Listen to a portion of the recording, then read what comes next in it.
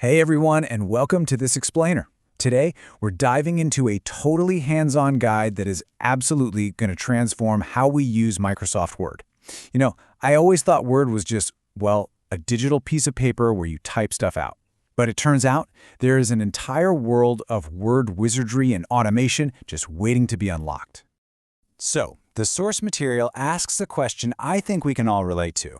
Ever feel like you're doing the exact same tasks in Word every single day? You absolutely know the feeling. The pain of copying and pasting the exact same paragraphs, fighting with messy formatting that just refuses to align, or, oh my gosh, manually typing out today's date on 50 different reports. It is exhausting, right? Well, it definitely doesn't have to be. To help guide us through this explainer, I want you to meet our avatar, Alex. Now, Alex is a busy office worker who is, quite frankly, buried in weekly reports and endless manual data entry. Today, we're taking Alex on a really cool level-up journey to completely solve all this document chaos. And honestly, the best part? By watching Alex learn these steps, you're going to learn exactly how to win back hours of your own time. Let's get right into it. Level 1. Your digital workspace and essential shortcuts. Before we get into the crazy automation stuff, it really helps to see Word's ribbon as a friendly, super well-organized toolbox. You just click the Home tab when you need your core formatting tools, fonts and alignment. Then the Insert tab is for bringing in outside elements, like tables or images. And right up top, the Quick Access toolbar holds the absolute lifesavers, like Save and Undo. Getting this mental map sorted right away makes navigating the workspace so much faster for Alex. Okay, so instead of manually highlighting a word, making it bold, bumping the size to 14, and coloring it blue every single time you need a heading, the guide highly suggests using styles. Just think of styles as built-in, reusable formatting rules. They're basically like cookie cutters for consistent, really clean document design. Using heading 1, heading 2, or the normal style is just a best practice to keep your documents perfectly structured without all the tedious clicking. And to truly master this first level, you guys, the mouse has got to go. Here is an essential list of majorly time-saving keyboard shortcuts. Seriously, you might want to screenshot this for your own daily use. We all know Ctrl+N makes a new document, and Ctrl+S saves it. But check out Shift+Enter. That drops a clean line break without starting a totally new paragraph. And Ctrl+Shift+C or V, that lets you copy and paste the formatting itself, not just the text. That alone is going to save you hours. Level 2. The magic of macros. All right, now that we've got the basics down, it is time to take those repetitive tasks completely off your plate. A macro is simply a recorded procedure that executes actions automatically. Let's look at the visual workflow for Alex to add today's date to a footer. You just go to the View tab, click Macros, and select Record Macro. At this point, Word is actually watching you. So you manually insert the date into the footer just that one time, and then hit Stop Recording. Boom! What used to be a multi-step process is now literally just a single click. But how exactly did Word actually do that? Well, it used VBA. That stands for Visual Basic for Applications. You can kind of think of VBA as this incredibly powerful engine that just hums beneath the software to run all our automated tasks. It's actually Word's built-in programming language. So when Alex was recording that macro earlier, Word was secretly writing VBA code right there in the background. Let's demystify this programming process for a second. Here is the actual snippet of VBA code that Word just generated for Alex's footer macro. Selection.type text, report generated on, and date. Now, I know it might look like a totally foreign language at first glance, but if you read it carefully, it's just telling the program to type out the specific text, report generated on, and then pull in today's dynamic date. It really is that straightforward.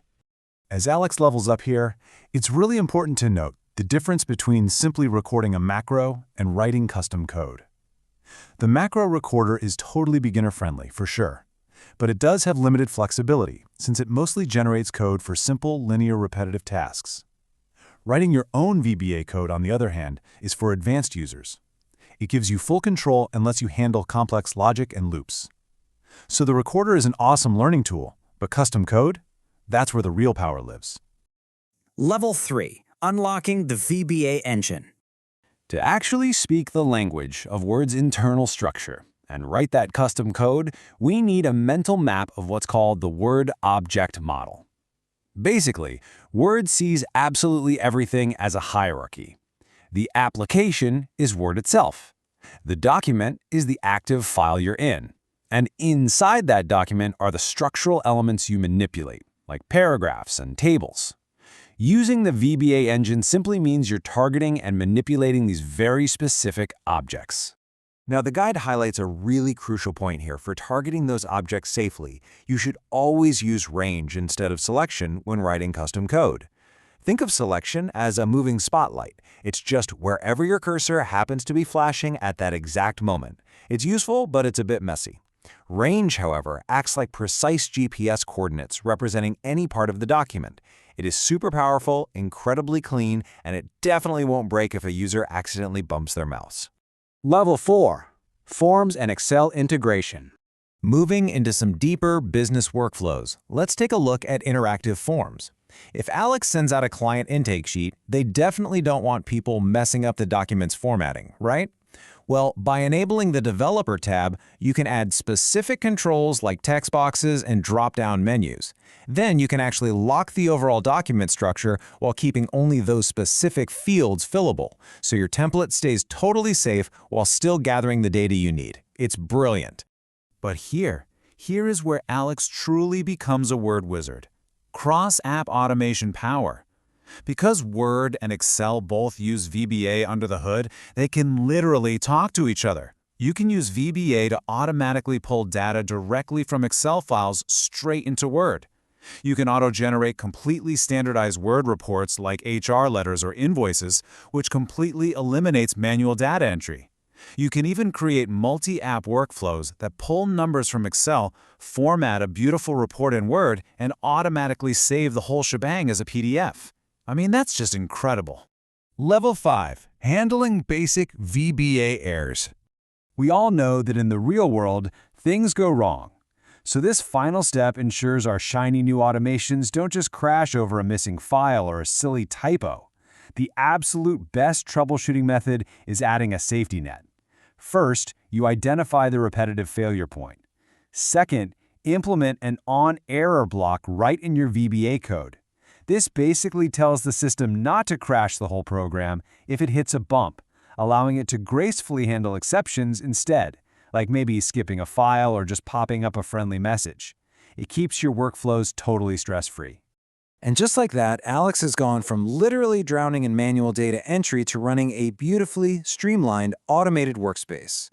We've covered the digital workspace, those amazing time-saving shortcuts, the magic of macros, the true power of the VBA engine, cross-app integration, and even basic error handling. So my final, somewhat provocative question for you is this. After seeing all these tools, what tedious, repetitive document task are you going to automate first? The power is literally right there in your software. Thanks so much for joining me on this explainer, and hey, happy automating.